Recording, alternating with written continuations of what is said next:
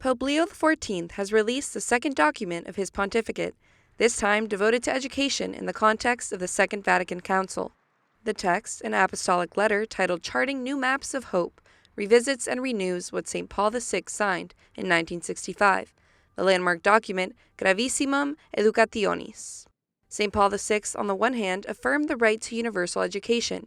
He also laid the foundations for Catholic education, which at that time needed to adapt to new times and forms of expression.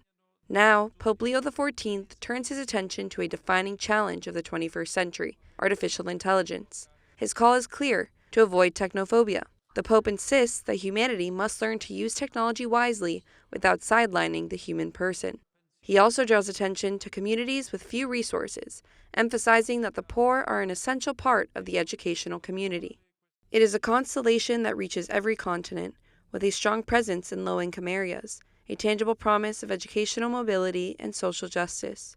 Where access to education remains a privilege, the Church must open doors and find new ways, because to lose the poor is to lose the school itself.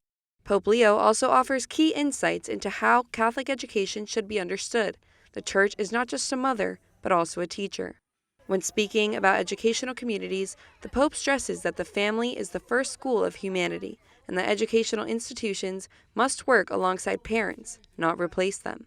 Reflecting on the rise of the Internet, Pope Leo reminds us that people are not algorithms, but faces and stories. If the pontiff were to give one piece of advice to students around the world, it would be the same message he once shared in Chiclayo. No one is born a professional. Every path is built step by step, book by book, year by year, sacrifice after sacrifice.